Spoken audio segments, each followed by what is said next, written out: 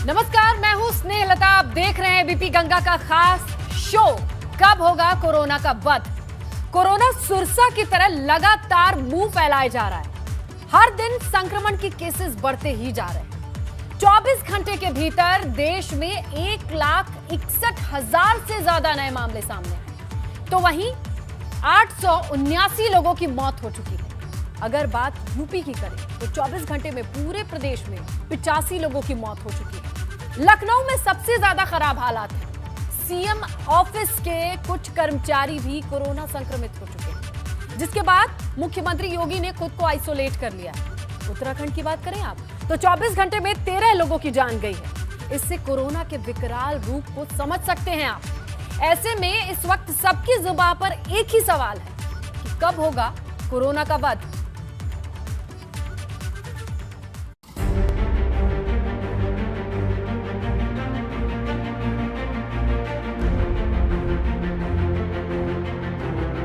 Covid मरीजों के इलाज के लिए अस्पतालों में बेड कम पड़े।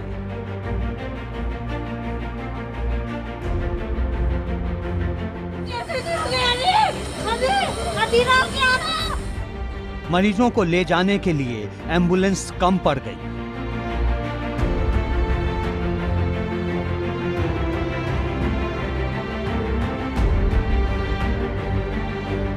शहर शहर तेजी से बढ़ा डर, स्टॉक से बाहर ऑक्सीजन सिलेंडर। अस्पतालों में मचा कोहराम, कम पड़ रहे जरूरी इंतजाम।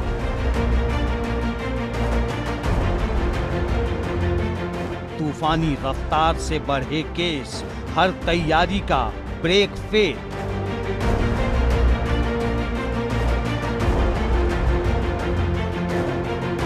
शमशान में घंटों का इंतजार, मुश्किल से हो रहा अंतिम संस्कार।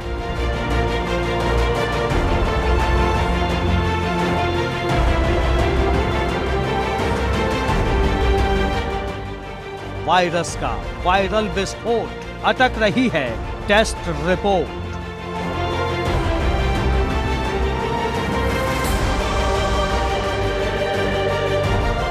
बड़ी बेरहम है कोरोना की मार, जनता कह रही दुहाई सरकार।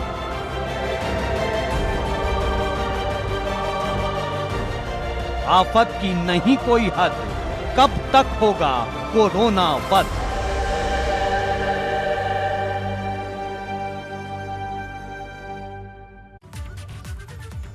कब होगा कोरोना का वध? लेकिन इस बीच विकराल रूप कोरोना का क्या है, ये समझिए आंकड़ों से। अपडेट देते हैं आपको। 24 घंटे के भीतर पूरे प्रदेश में मौत का आंकड़ा अगर आप देखेंगे ग्राफिक्स के जरिए, चलिए समझने की कोशिश कीजिए तो अब आपके समझ में आएगा कि 24 घंटे में 85 लोगों की जान गई है। ये एक दिन का मामला है जब कोरोना ने इतनी जानें ली है। 24 घंटे में सिर्फ और सिर्फ लखनऊ में 18 लोगों की जान चली गई। समझ रहे हैं आप कोरोना का खतरा क्या है? कानपुर में 10 लोग और प्रयागराज में 8 लोगों की मौत हुई है। ये है आंकड़ा जो आप समझ सकते हैं। 24 घंटे में कुल जांच जो की गई है 2,18,000 के करीब है। जांच बेहद जरूरी है क्योंकि तभी पता लगेगा कि कितने लोग कोरोना संक्रमित है। पॉजिटिविटी रेट क्या है? 85.4। ये वो रफ्तार है कोरोना की जिस तरीके से ये पांव पसार रहा है पूरे प्रदेश में, और हालात बेकाबू और चिंताजनक क्यों हैं, ये आंकड़े आपको बताने के लिए बेहद काफी हैं, क्योंकि ये समझा रहे हैं कि समझिए इस रफ्तार से कोरोना आगे बढ़ रहा है।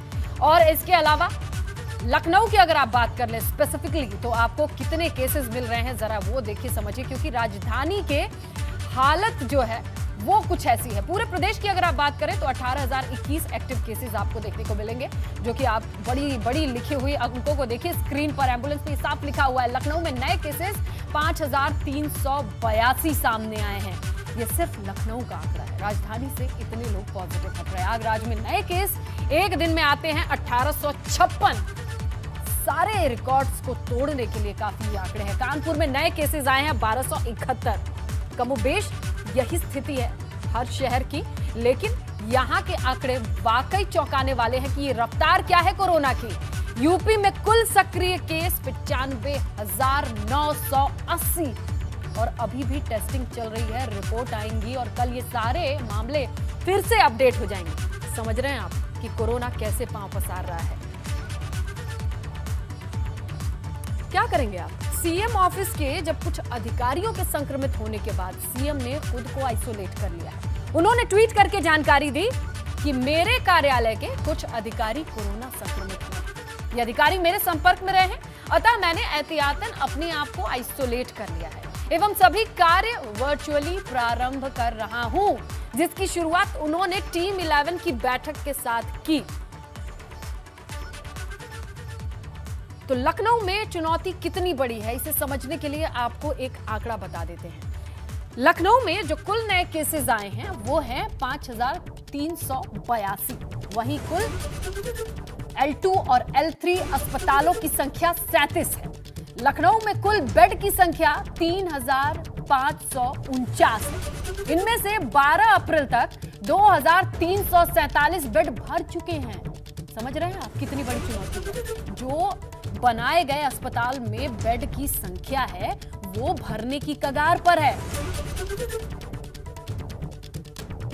लखनऊ में कैसे हालात है, इसका जायजा हमें एक ग्राउंड रिपोर्ट से लेने के बाद जब पता चला तो आप भी देखिए, क्योंकि आप इसे देखकर चौंक जाएंगे। हमारे संवाददाता विवेक त्रिपाठी ने लखनऊ के ऐशबाग कब्रिस्तान जाकर यह जाना कि यहां कितने शव हर दिन आ रहे हैं। पता चला कि तादाद औसतन 3 गुना बढ़ चुकी है। देखिए ये रिपोर्ट।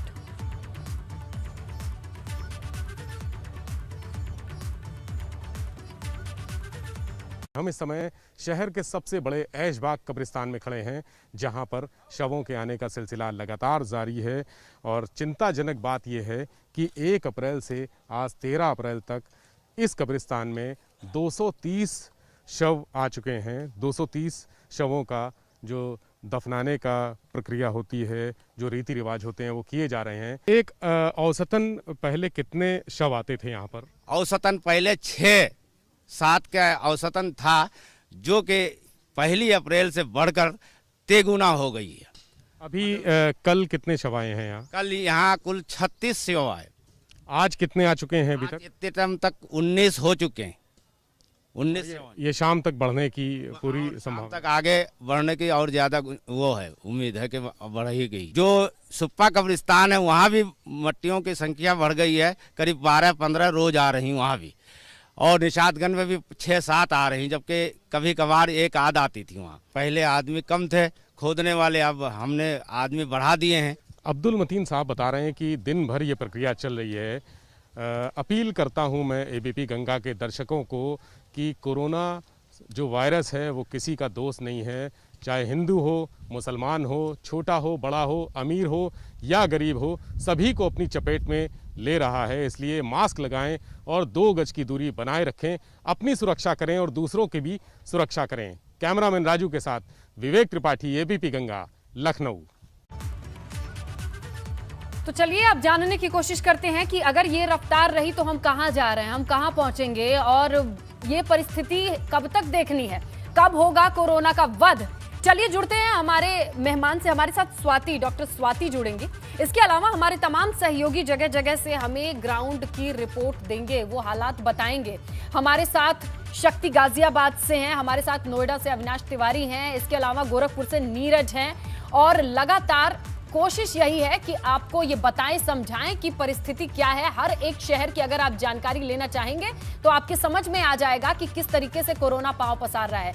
आप सभी सहयोगियों के पास आऊं उससे पहले चलिए स्वाति से जानने की कोशिश करते हैं। स्वाति, सिर्फ उत्तर प्रदेश की हम लगातार तस्वीरें दिखाएं और बात करें खासकर लखनऊ की, तो डर लग रहा है। हमने 2 दिन से लगातार कवर किया, चाहे शमशान हो या कब्रिस्तान, शव के आने का सिलसिला नहीं थम रहा है। जहां पर 5-6 शव आया करते थे, वहां पर बता रहे हैं प्रशासन से जुड़े लोग कि 3 गुना शव बढ़ गया है। डेथ रेट डराने वाली है स्वाति, क्योंकि ये तस्वीरें तो तभी आती है ना जब डेथ रेट बहुत ज्यादा हो। बिल्कुल, इस वक्त देखा जाए तो कोरोना का हाहाकार ही है, मैं कहूँगी चारों तरफ। और जिस तरह से पिछले कुछ दिनों से आंकड़े जिस तेज़ी से बढ़े हैं, और देखा जाए तो देखिए पिछले साल जब फर्स्ट वेव आई थी तब आंकड़े जब बढ़ रहे थे तो हमारा डेथ रेट लगातार कम हो रहा था, क्योंकि तब स्पीड उतनी ज़्यादा नहीं थी। और इस बार यही बात है कि सेकेंड वेव में हमने जो रफ्तार पकड़ी है, हर रोज़ 1.5 लाख से ज़्यादा मरीज़ आ रहे हैं।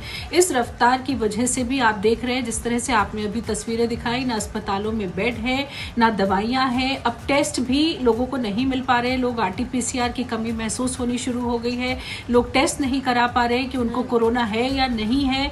दूसरी बात आप देख रहे हैं कि दवाइयों की किल्लत होनी शुरू हो चुकी है। और जिस तरह से आप अभी आपने शमशान घाट की तस्वीरें दिखाई, ये अपने आप में जो भी कहानी है वो बयां कर रही है। ऐसे में लोग आपने शमशान घाट का जिक्र किया है और हम आपको शायद कुछ एडिशन ही मिल जाए। अगर हम अनुभव का रुख करें, हमारे सहयोगी लखनऊ से ही हैं इस वक्त, वो शायद हमें और बेहतर जानकारी दे पाएंगे। अनुभव, ये बताइए कि जिक्र में सबसे ज्यादा फिक्र लखनऊ की हो रही है, बड़ी बुरी तस्वीरें आ रही हैं। देखिए बिल्कुल, और क्यों नहीं आएंगी। अगर बीते 24 घंटे में लखनऊ में 5300 से ज़्यादा मामले सामने आएंगे, यानी पूरे प्रदेश में अगर 18,000 आ रहे हैं तो 5,000 के आसपास या 5500 के आसपास तो अकेले लखनऊ में आ रहे हैं। और अगर 85 मौतें हुई हैं 24 घंटे के भीतर, तो 18 मौतें जो हैं वो राजधानी लखनऊ में हुई हैं। तो कहीं ना कहीं जो कोरोना का संक्रमण है वो राजधानी लखनऊ में बहुत तेज़ी से फैल रहा है। और हम कह सकते हैं कि ये सुपर स्प्रेडर है। पहली फर्स्ट वेव जब थी तब ये कहा जा रहा था कि एक आदमी वो 15 से 20 लोगों को संक्रमित कर सकता है, पर ये जो सेकेंड वेव आई है इसमें एक संक्रमित व्यक्ति कहा जा रहा है 35 से 40 लोगों को संक्रमित कर सकता है। और उसके फिर इतने कॉन्ट्रैक्ट को ट्रैक करना, उसकी टेस्टिंग करना बहुत टफ काम है। और राजधानी लखनऊ में आज 5300 मामले आए, कल 3800 मामले आए, उससे पहले 4400 मामले आए थे, उससे पहले 4000 मामले आए थे। बेड के बारे में हमने बताया लखनऊ में कितने बेड हैं। L2 L3 के हॉस्पिटल मिला के 3500 से ज़्यादा बेड हैं और उनमें से 2400 तो कल तक ऑक्यूपाई थे। हालांकि अब आज मुख्यमंत्री ने कहा है कि जो निजी हॉस्पिटल है उनको भी सरकार अधिग्रहण कर लेगी। लखनऊ में 3 ऐसे हॉस्पिटल हैं जिनको सरकार अधिग्रहण करेगी। पर बहुत बुरी स्थिति है। सरकार के मंत्री खुद चिट्ठी लिख रहे हैं, ब्रजेश पाठक, उन्होंने चिट्ठी लिख के सब कुछ क्या है, क्या स्थिति है, वास्तविक स्थिति क्या है राजधानी लखनऊ की, ये बता दिया।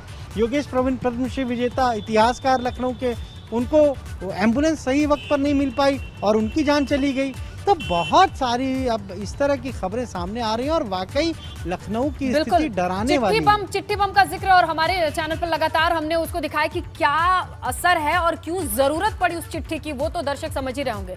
देखिए NCR हो चाहे लखनऊ हो, इस पर तो नजर है। लेकिन अगर बात कर ले गोरखपुर की, नीरज का रुख करेंगे। नीरज श्रीवास्तव हमारे सहयोगी वहां पर पहुंचे, वहां से हमें जानकारी देंगे। नीरज, ये बताइए कि सीएम की नजर हमेशा गोरखपुर पे रहती है, वर्चुअली वो भी BRD से कनेक्ट करते हैं, जानकारी लेते हैं, जायजा लेते हैं, लेकिन वाकई जमीनी हकीकत क्या है? फील्ड से कैसी रिपोर्ट मिल रही है आपको? देखिए स्नेहलता, अगर बात करें गोरखपुर की तो लगातार आंकड़े बढ़ रहे हैं और जो संख्या पहले 2 और 3 पर आ गई थी, 1 पर आ गई थी, वो संख्या अब बढ़ते बढ़ते 400, 500 और अब लगभग 600 का आंकड़ा पार करने को। और 72 घंटे में 3 से 4 जो मौतें हुई हैं वो भी डराने वाली हैं। और आपको बता दें कि अभी कुछ ही दिन पहले मुख्यमंत्री BRD मेडिकल कॉलेज आए थे और BRD मेडिकल कॉलेज में उन्होंने बैठक भी ली थी। और 600 बेड, पहले जो 300 बेड थे, फिर 200 की संख्या BRD में बढ़ाई गई, 500 बेड हो गए। और उसके बाद TB अस्पताल में भी 100 बेड का इंतजाम किया गया, यानी सरकारी अस्पतालों में 600 बेड की व्यवस्था की गई है। निजी अस्पतालों को भी आगे आने के लिए कहा गया। तो लगभग 255 बेड 8 अस्पतालों में व्यवस्था हुई थी। अभी ताज़ा जानकारी के मुताबिक अभी 3 से 4 और अस्पतालों में लगभग 150 बेडों की और भी व्यवस्था हो गई। लगभग 1000 का आंकड़ा पहुंच गया है बेडों का। लेकिन बिल्कुल नीरज, संख्या जो लगातार बढ़ रही है, टेस्टिंग भी हो रही है और उसके साथ संख्या भी बढ़ती जा रही है। ये चौंकाने वाली बात है, क्योंकि लगातार वैक्सीनेशन हो रहा है गोरखपुर में। जी, और नीरज, बीच में अभी स्नेहलता आपको बता दें कि हाँ, वैक्सीन की कमी की बात भी आई थी, लेकिन उसके बाद उसके बाद कंप्लीट कीजिए इस लाइन को। जी स्नेहलता, मैं कह रहा था कि जिस तरह से वैक्सीनेशन हो रहा है, वैक्सीन की कमी की बात भी आई थी, लेकिन उसके बाद लगातार जो संख्या है वो बढ़ रही है वैक्सीनेशन कराने वालों की। लेकिन जिस तरह से आंकड़े बढ़ रहे हैं ये डराने वाले हैं। बिल्कुल, और यही वजह है कि 11 ये... अप्रैल से लेकर 18 अप्रैल तक रात में 9 बजे से 6 बजे तक का नाइट कर्फ्यू लगाया गया है। और अभी कुछ ही देर बाद जिस सड़क पर आप यहाँ भीड़ देख रहे हैं अभी। चलिए नीरज, ये बात तो तय है कि नियम कानून लगाए गए हैं, लेकिन कितना पालन होता है आंकड़ों की रफ्तार से तो कम से कम अभी नहीं समझ में आ रहा है कि बहुत ज्यादा असर है। चलिए रुक करेंगे नोएडा का, और दिल्ली एनसीआर की सारी डिटेल रहती है अविनाश के पास, वो जानकारी देंगे। अविनाश, ये बताइए कि पिछले साल अगर लॉकडाउन की बात करें तो नोएडा में बड़ी सख्ती रही है, ये देखा गया है, लेकिन अब क्या हालात हैं, कैसी रिपोर्ट है?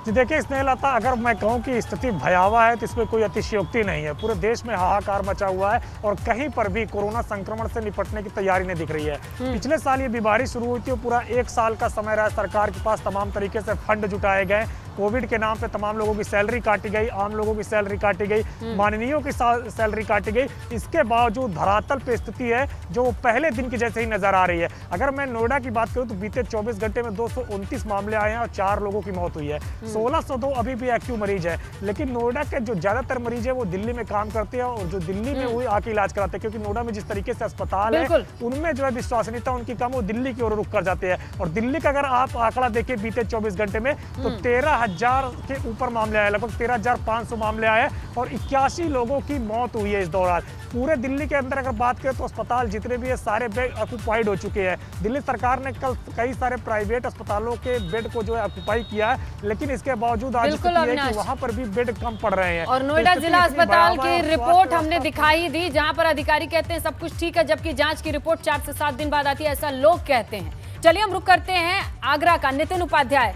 देखिए नोएडा वाले अगर परेशान होते हैं तो दिल्ली जाते हैं, दिल्ली से नोएडा एनसीआर, लेकिन आगरा वाले क्या कर रहे हैं, वहां भी क्या स्थिति है ऑक्सीजन की, बेड्स की और जांच की? नितिन।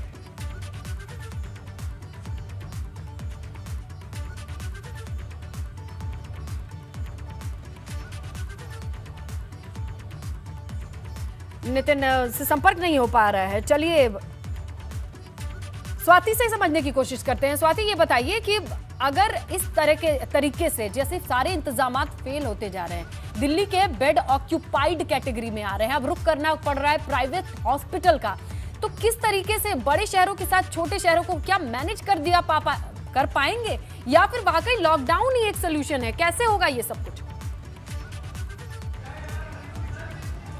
देखिए मैनेज करना बहुत मुश्किल होगा, क्योंकि अब हम जिस स्टेज पे पहुंच गए ये बात साफ तौर से दिख रही है कि पिछले साल की जो हमारी तैयारी थी वो भी आज कम पड़ रही है। और अगर आप देखें तो जो हमारे रूरल एरियाज हैं, छोटे शहर हैं, टियर 2 टियर 3 सिटीज़ हैं, वहाँ तो शायद 1 या 2 हॉस्पिटल से ज़्यादा हॉस्पिटल्स भी नहीं हैं, वहाँ डॉक्टर्स भी नहीं हैं।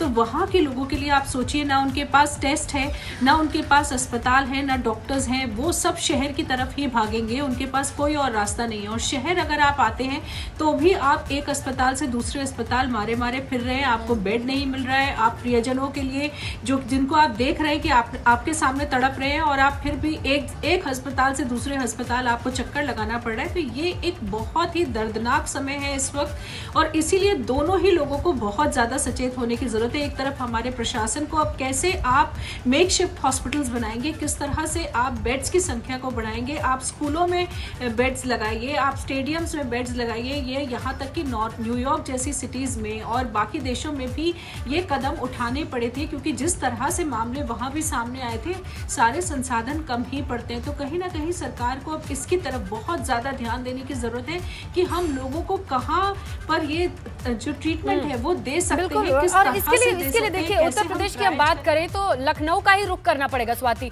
हमारे सहयोगी बने हुए हैं, अनुभव से जानकारी लेते हैं। अनुभव, ये बताइए, चिट्ठी बम तो फोड़ा गया है कि खुद लिखना पड़ा है स्वास्थ्य को, महकमे को, कि कितनी चीजें हैं, एम्बुलेंस की कमी है, जांच की बात कर लें, इसके अलावा भर्ती कराएं तो बेड कहां से आएगा, ये सारी चीजें तो हैं। लेकिन इस बीच बताइए, आम लोगों के जहन में तो अब ये डर बैठ गया ना कि खुद मुख्य सचिव को हो सकता है कोरोना, जो कि सारी गाइडलाइन को फॉलो करते हैं। अब किस तरीके से आम लोगों के अंदर तो और डर बैठ जाएगा।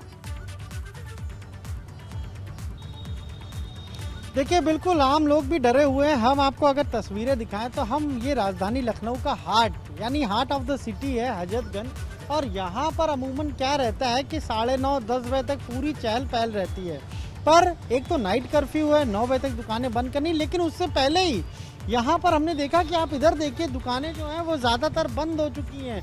8 बजे ही लोगों ने अपनी दुकान बंद कर दी, क्योंकि सभी को ये लग रहा है कि जिस तरीके से ये मामले बढ़ रहे हैं, इस तरफ आप देखिए ये सारी दुकानें बंद हो चुकी हैं, तो लोग भी डरे हुए हैं और लोगों को भी लग रहा है कि ज़्यादा वक्त अगर घर में बिताएंगे तभी शायद सुरक्षित रहेंगे। नाइट कर्फ्यू तो लगा ही है, लेकिन जिस तरीके से आपने कहा कि चिट्ठी बम की बात, एक कानून मंत्री ने तो चिट्ठी लिख दी, एक दूसरे मंत्री हैं यूपी सरकार के कैबिनेट मंत्री, आज हमने उनको जब फ़ोन किया तो वो भी इसी बात पर दुख जता रहे थे और वो असहाय नज़र आ रहे थे। उन्होंने कहा कि लोगों के फ़ोन आ रहे हैं कि उनके परिजन, उनके लोग बीमार हैं, उनको बेड नहीं मिल रहा, ऑक्सीजन नहीं मिल पा रही है, और वो इस बात को लेकर दुखी थे कि वो किसी को एडमिट नहीं करा पा रहे हैं, वेंटिलेटर की व्यवस्था नहीं करा पा रहे हैं, ऑक्सीजन नहीं दिला पा रहे हैं। क्यों? क्योंकि कमी है।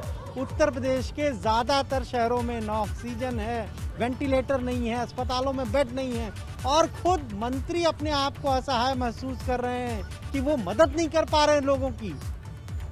तो ये परिस्थिति है। इसके बाद अब क्या अभी भी वक्त है कि शक्ति का रुख करेंगे? गाजियाबाद का भी हालचाल ले लेते हैं, उनसे जानकारी लेते हैं। शक्ति, ये बताइए कि गाजियाबाद की क्या स्थिति है?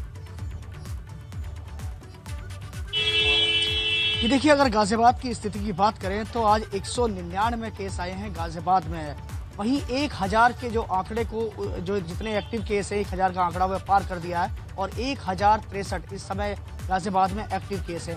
अगर हम तैयारियों की बात करें तो पिछले साल इतने केस नहीं थे, इतने केसेस नहीं थे, लेकिन पिछले साल तैयारियां ज़्यादा थी। पिछले साल अधिकारियों में जोश था और अधिकारी लगातार लगे हुए थे, लेकिन इस बार की बात करें तो शायद इस बार अधिकारियों ने बिल्कुल भी ध्यान देना छोड़ दिया है। कहीं ना कहीं अगर बात करें तो पहले गली मोहल्ले में हर जगह सैनिटाइजेशन करने के लिए फायर की गाड़ियां घूमती थी, चाहे नगर निगम की गाड़ियां घूमती थी। अभी ऐसी स्थिति कुछ भी नहीं दिखाई दे रही है जिला गाजियाबाद में। तो कहीं ना कहीं अधिकारियों ने ढील छोड़ी हुई है। नाइट कर्फ्यू लगा दिया, लेकिन नाइट कर्फ्यू का कोई पालन होता हुआ हमें अभी तक नजर नहीं आता।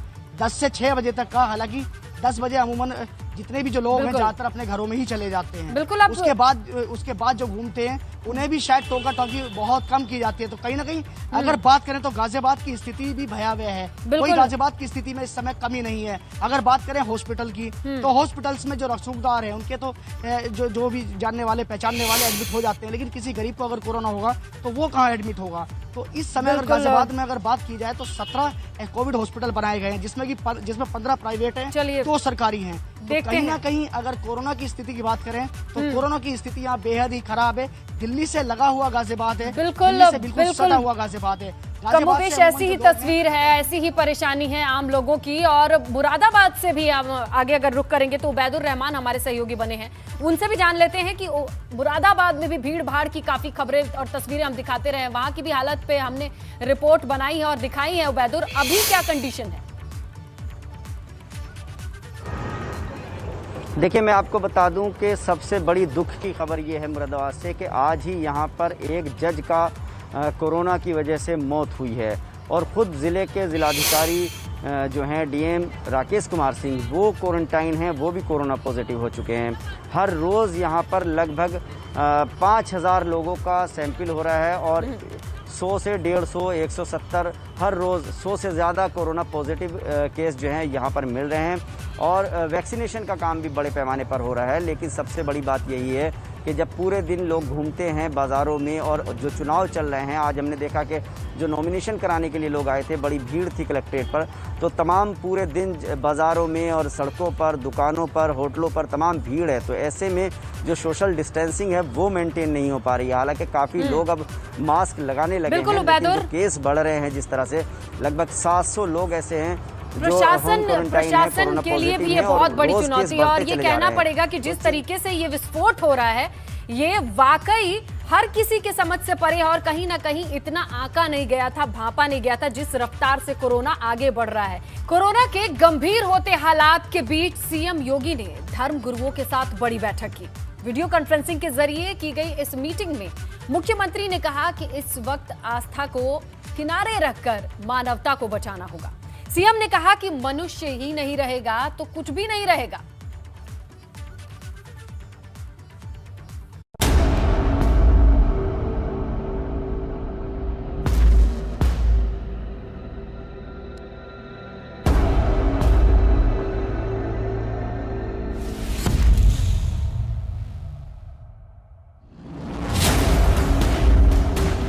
लापरवाही चाहे सरकारी कर्मचारी या अफसर करे, बर्दाश्त नहीं। लापरवाही चाहे आम लोग करें या फिर खास लोग, बर्दाश्त नहीं। कोरोना से बचाव के प्रोटोकॉल की अनदेखी कोई भी करे, अब सहन नहीं। इसलिए सीएम योगी आदित्यनाथ ने लखनऊ में धर्म गुरुओं के साथ बड़ी बैठक की। सीएम योगी ने सबसे अपील की कि साझा लड़ाई से ही हम सब मिलकर कोरोना की जंग जीत सकते हैं। सीएम ने कहा कि इस बार मृत्यु दर कोरोना की पहली लहर से ज्यादा है, इसलिए ज्यादा सावधानी की जरूरत है। स्वाभाविक रूप से आज ये मानवता को बचाने की सबसे बड़ी जद्दोजहद है, प्रदेश की, देश की और दुनिया की। तो इस पूरी लड़ाई में हमें जाति, मत, मजहब, क्षेत्र, भाषा से ऊपर उठ करके देश की इस लड़ाई में, मानवता की इस लड़ाई में एकजुट होकर के लड़ना पड़ेगा। इसके साथ ही सीएम ने साफ कर दिया कि हम लॉकडाउन की तरफ नहीं जा रहे, सिर्फ नाइट कर्फ्यू लगाया गया है। अभी हम लॉकडाउन की तरफ नहीं जा रहे हैं, हम लोगों ने नाइट कर्फ्यू लगाया है और लॉकडाउन की तरफ जाने की आवश्यकता भी नहीं होनी चाहिए, क्योंकि हमें मानवता की जीवन को भी बचाना है और उनकी जीविका को भी बचाना है। जीवन और जीविका को बचाने के इस क्रम में जो सबसे अच्छे विकल्प हो सकते हैं, उन्हीं में राज्य सरकार ने ये व्यवस्था तैयार की है। उत्तर प्रदेश में तेजी से बढ़ती कोरोना मरीजों की संख्या ने सरकार के लिए चुनौतियां बढ़ा दी। इससे निपटने में अफसरों की लापरवाही और गंभीरता की कमी की बात भी सामने आ चुकी है। कानून मंत्री ब्रिजेश पाठक की चिट्ठी में साफ कहा गया है कि सीएमओ स्तर के अधिकारी तक लखनऊ में गंभीरता नहीं दिखा रहे। सूत्रों के मुताबिक इस पर सीएम योगी ने टीम 11 की बैठक में संज्ञान लिया। अब अफसरों की कमान कसी जा सकती है, क्योंकि लोगों में आशंकाएं गहरा रही हैं।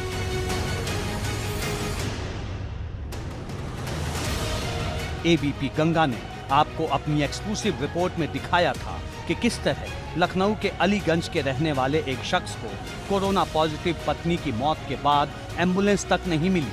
लाचारी में उन्हें पत्नी के शव को अपनी कार में ही शमशान घाट लाना पड़ा। क्या नाम है आपका सर? मेरा नाम अरविंद चौरसिया है, मैं लखनऊ अलीगंज का रहने वाला हूँ। परसों मेरी वाइफ को कोविड पॉजिटिव आया था रिपोर्ट, और आज मॉर्निंग करीब 1 बजे उसकी डेथ हो गई। ये आपकी वाइफ की बॉडी कहाँ है? एम्बुलेंस में है? नहीं, क्योंकि घर में डेथ हुई थी, इसलिए मैं तुरंत पहले लेके हॉस्पिटल दौड़ा। तो हॉस्पिटल में पहुंच के, हालांकि जिस हॉस्पिटल गया वहाँ बेड की अवेलेबिलिटी थी ही नहीं। फिर भी डॉक्टर साहब नीचे आए, उन्होंने चेक किया, बोले कि अब वो है नहीं। तो फिर गाड़ी से ही फिर मैं इधर ले आया। तो गाड़ी अभी कितनी देर से आप यहाँ पर हैं? मैं 3:30 बजे आ गया था और लगभग 6:30 बज रहा है। अभी यहाँ कितनी देर और लगनी है? क्या बात हुई है आपकी? अभी कुछ सीन क्लियर नहीं है, लोग मेरे लगे हुए हैं, टोकन वगैरह ले रखा है। ऐसे ही हालात की वजह से स्वास्थ्य महकमे पर सवाल खड़े होने लगे, इंतजामों पर सवाल किए जाने लगे। तेजी से कदम उठाए जाने की जरूरत इसलिए भी है क्योंकि लखनऊ में पूरे देश से प्रवासी मजदूर पहुंच रहे हैं। ये दर्जन भर जिले के वो मजदूर हैं जो कोरोना विस्फोट की वजह से वापस घर लौट रहे हैं।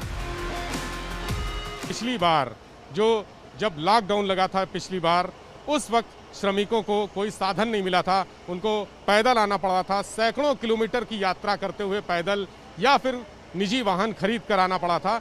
ऐसी स्थितियां दोबारा ना हो, इसके लिए श्रमिक अभी से वापस अपने घरों की ओर आ रहे हैं। मुंबई और दिल्ली से जो श्रमिक आ रहे हैं, मेनली गोंडा, बलरामपुर, बहराइच और गोरखपुर के हैं।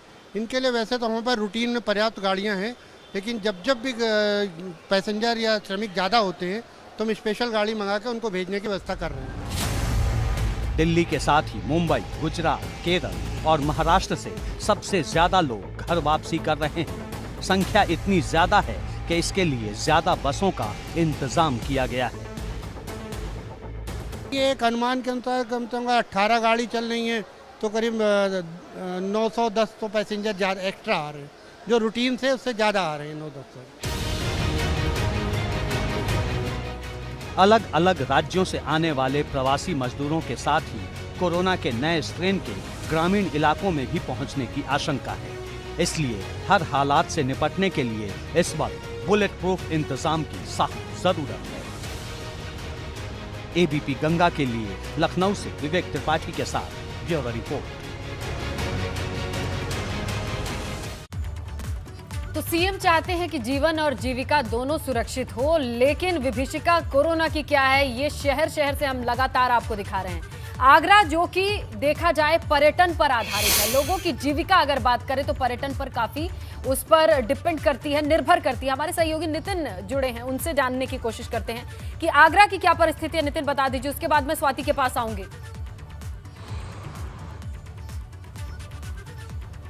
देखिए, आगरा की स्थिति बहुत नाजुक है, बहुत ही ज़्यादा कहा जाए भयावह स्थिति है। आज दिन में 2 बजे करीब जब मैं ताजमहल गया, पश्चिमी गेट हो, पूर्वी गेट हो, ज़बरदस्त सन्नाटा, अभूतपूर्व सन्नाटा, और ऐसा लग रहा था लोगों के जो पास में तमाम दुकानदार हैं उनके चेहरे पर देखने लायक था, क्योंकि अभी भी कई सारे दुकानदार ऐसे हैं जिन्होंने पिछले साल के कोरोना काल में अपने साथियों से पैसे उधार मांगे और 2 वक्त की जो रोजी रोटी के लिए अपने अस्तित्व की लड़ाई लड़ी। अभी भी वो उधार चल रहा है, लेकिन एक बार फिर से कोविड के चलते पूरी तरह से इंटरनेशनल फ्लाइट्स पहले से बंद हैं और अब जो डोमेस्टिक टूरिस्ट है वो भी आना बंद हो गया है। तो अब एक तरफ टूरिज्म इंडस्ट्री पूरी तरह से आगरा की बंद पड़ी हुई है, वहीं दूसरी तरफ आज 197 केसेस आए हैं।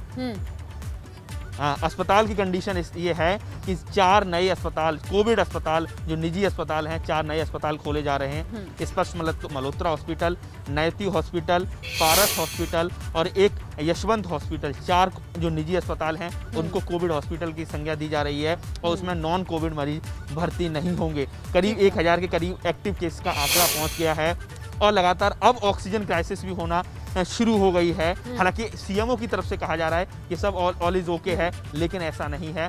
अस्पताल में आपको आईसीयू में दिक्कत है, आईसीयू नहीं मिल पा रहा है। L2 कैटेगरी के तमाम जो निजी अस्पताल हैं, L3 कैटेगरी के लिए आपको SNMC जाना होगा। हाँ। कुल मिला के कहा जाए स्थिति बहुत नाजुक है और सबसे ज्यादा लोगों पर ही डिपेंड करता है। इस बीमारी से बचाव करना है तो वो खुद ही अपना बचाव कर सकते हैं। L2 L3 ये सारी जानकारी आपने दी, लेकिन ये सारी चीजें आके कहीं ना घूम फिर के प्रशासन के तार जुड़ते हैं लखनऊ से, क्योंकि यहीं से आदेश जो आते हैं वो सर्कुलेट होते हैं पूरे प्रदेश में। इसीलिए अनुभव का रुख करती हूँ और जानने की कोशिश करते हैं। अनुभव, मान लीजिए भगवान ना करे कि ये आंकड़े नीचे जाएं, क्योंकि ये बार बार कोशिश की जा रही है, ये ग्राफ और बढ़ता है तो उसके बाद अगर ऊपर जाते हैं आंकड़े, जो कि कोई नहीं चाहेगा आज की डेट में, यही प्रार्थना होगी कि ऐसा ना हो, तो उसके बाद किस तरीके की तैयारी होगी। जैसा कि स्वाति बता रही थी कि इमरजेंसी तौर पर कॉलेजेस को, स्टेडियम को कन्वर्ट किया जाए, हॉस्पिटल में सुविधाएं अस्थायी तौर पर वहां मुहैया कराई जाएं। क्या इस तरीके की तैयारी है प्रशासन की तरफ से? कोई भांप या कोई अंदरूनी रिपोर्ट, किसी तरह की जानकारी? देखिए, मुख्यमंत्री ने आज जो बैठक की उसमें साफ तौर पर कहा कि जो भी निजी संस्थान अगर इस कोविड की लड़ाई में सहयोग नहीं करेंगे तो उनके खिलाफ कार्रवाई होगी। और इसीलिए लखनऊ में 3 ऐसे जो प्राइवेट हॉस्पिटल हैं उनको भी अब सरकार अधिग्रहण करने जा रही है, यानी उन पर भी अब वहीं केवल और केवल कोविड के ही मरीजों का इलाज होगा। उसमें मेयो हॉस्पिटल है, हिंद हॉस्पिटल है और इसी तरीके से प्रदेश के जो अलग अलग जिले हैं वहाँ पर भी जो प्राइवेट हॉस्पिटल है सरकार अधिग्रहण करेगी, ताकि ज़्यादा से ज़्यादा जो कोविड के मरीज हैं उनका इलाज, उनको बेहतर सुविधा, वेंटिलेटर, आईसीयू में रखा जा सके, बिल्कुल ऑक्सीजन उपलब्ध कराई जा सके। बिल्कुल अनुभव, यहाँ से घबराने की भी जरूरत नहीं, क्योंकि देखिए घबराने से क्या चीजें बहुत ठीक हो जाएंगी ऐसा नहीं हो सकता, लेकिन यहाँ से भी जागरूकता और कितनी ज्यादा सतर्कता है और प्रशासन की मुस्तैदी, इन सारी चीजें कसौटी पर कसी जाएं तो कुछ कहना गलत नहीं होगा। स्वाति, आप हमारे साथ बनी रहेंगी क्योंकि अब हम मेडिकल टर्म्स पे आएंगे, जानने की कोशिश करेंगे कि लोग क्या कर सकते हैं और प्रशासन के लिए भी अगर मेडिकली कुछ और चेंजेस की जरूरत हो तो आपके क्या सुझाव होंगे। बाकी हमारे तमाम सहयोगियों का शुक्रिया जिन्होंने हर एक शहर की रिपोर्ट हम तक पहुंचाई, ये बताया कि प्रशासन की कोशिशों का असर कितना है, आम लोग सहमे हैं या फिर आश्वस्त, ये जानकारी हमारे सहयोगियों ने दी। आपका बहुत बहुत शुक्रिया। स्वाति, आपके पास आते हैं। अब यहां से भी अगर मान लीजिए सिचुएशन को हमें कंट्रोल करना है, सुधारना है, 2 सवाल ये रहेगा। पहला कि वैक्सीनेशन को लेके आप कितनी आश्वस्त हैं? देखिए, अब तो स्पुतनिक वी को भी ले आने की बात की गई है, इसके लिए भी ग्रीन सिग्नल ऑलमोस्ट मिल चुका है। इसके बाद क्या वैक्सीनेशन वो हथियार होगा जिससे हम लड़ पाएंगे, या फिर यहां आपको लगता है कि और भी ज्यादा इमरजेंसी ट्रीटमेंट की जरूरत ज्यादा होगी? देखिए, अगर इमीडिएट की बात करें कि इस वक्त हमें किस चीज़ की सबसे ज़्यादा ज़रूरत है, तो इस वक्त सरकारों को अपनी सारी ताकत और सारे संसाधन इस वक्त जो है लोगों को ट्रीटमेंट प्रोवाइड करने में लगाने की बहुत ज़रूरत है। कॉन्टैक्ट ट्रेसिंग होनी है, टेस्टिंग होनी है, लोगों को ट्रीटमेंट मुहैया कराना है आपको इस तरफ, क्योंकि देखिए रोज़ रोज़ जाने जा रही हैं, रोज़ रोज़ लोग मर रहे हैं, और आज वैक्सीन लगाने से हम लोगों की मौत नहीं रोक पाएंगे, आज के लिए नहीं रोक पाएंगे, वो आने वाले समय में हमें मदद करेगा। तो अभी जो हमारी इमीडिएट प्रॉब्लम है, जिस तरह से आप देख रहे हैं कि लोग भटकते फिर रहे हैं, ये चीज़ नहीं होनी चाहिए। लोगों को पता होना चाहिए कि हम कहाँ जा सकते हैं, कैसे हमें ट्रीटमेंट मिलेगा, और हमें 10 लोगों की सिफारिश नहीं करनी होगी ट्रीटमेंट लेने के लिए। पहली बात तो ये है। दूसरी, ज़रूर देखिए वैक्सीनेशन की ड्राइव को और तेज़ी से बढ़ाना हमारे लिए बहुत ज़रूरी है, क्योंकि हमें चेन ऑफ ट्रांसमिशन को तोड़ना ही होगा। हम हमेशा बार बार लॉकडाउन की तरफ अपना विकल्प की तरह नहीं देख सकते, क्योंकि आपने देखा है कि उसकी क्या आर्थिक मार लोगों पर पड़ती है। तो अगर हम लॉकडाउन के चक्रव्यूह से निकलना चाहते हैं तो हमें वैक्सीनेशन को अपनाना ही होगा, हमें उसको तेजी से बढ़ाना ही होगा। सरकार को मियाद बढ़ाने की जरूरत होगी, वैक्सीन की डोजेस जो है उनका प्रोडक्शन बढ़ाने की बहुत ज़्यादा ज़रूरत होगी।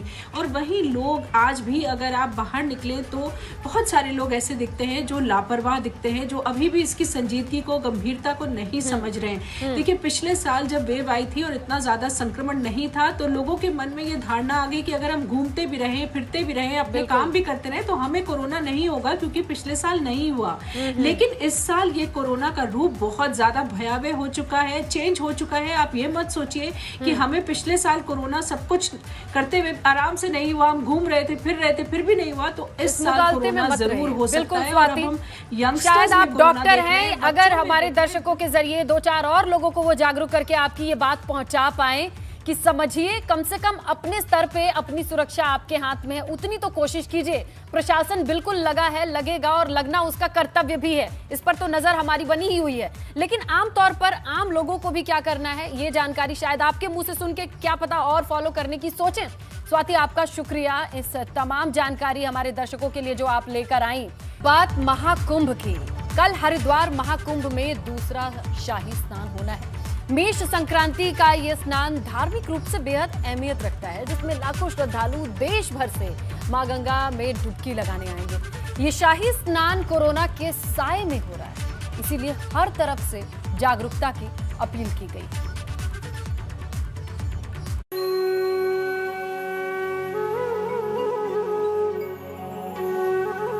मां गंगा का अपना धारा का पूरी तरह बहाव, आशीर्वाद ये सब लेके जाएंगे, तो उससे तुलना नहीं करनी चाहिए।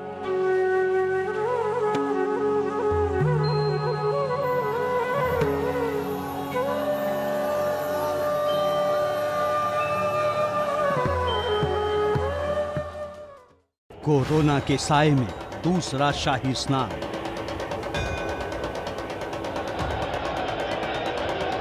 मेष संक्रांति और बैसाखी पर सबसे शुभ स्नान।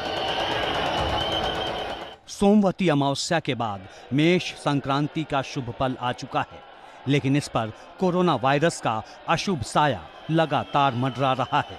इससे बचने का एक ही रास्ता है, और वो है सावधानी।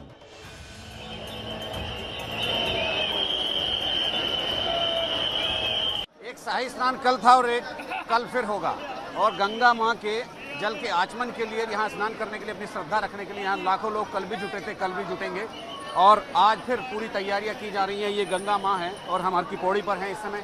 देखिए श्रद्धालुओं में किस तरह से एक गंगा मां के जल के आचमन को लेकर के एक होड़ मची हुई है, उनके दिल में आस्था है। आप देख सकते हैं मेरे चारों तरफ किस तरह से श्रद्धालु अपने श्रद्धा भाव से यहाँ पर स्नान कर रहे हैं। क्योंकि कल जब शाही स्नान हुआ था तो सभी सामान्य लोगों के लिए, श्रद्धालुओं के लिए स्नान को प्रतिबंधित कर दिया गया था, और केवल अखाड़ों का स्नान कल हो पाया था। तो इसीलिए ये जो आज भीड़ भाड़ और ये जो चहल पहल दिख रही है, तो इसका एक मुख्य कारण ये भी हो सकता है कि कल जब शाही स्नान था तो आम श्रद्धालु यहाँ पर नहीं आए थे। मेष संक्रांति पर श्रद्धालुओं के सैलाब को देखते हुए मेला क्षेत्र में कोविड प्रोटोकॉल के पालन और सुरक्षा को लेकर अधिकारियों की चुनौतियां बढ़ गई हैं। कल हमारा जो मेन कुंभ स्नान होता है, इनफैक्ट उसका शाही स्नान है, और उसी को लेके हमारी जो तैयारियां हैं मोरलेस जो 12 को लेके तैयारियां थी वही हैं। इसमें जो शाही स्नान का रूट है उसमें कोई अंतर नहीं है, और जो बाकी व्यवस्थाएं भी शाही रूट पे होती हैं वो भी लगभग वही रहती हैं। सिर्फ इतना है कि 14 को अमूमन जो भीड़ है वो ज़्यादा रहती है।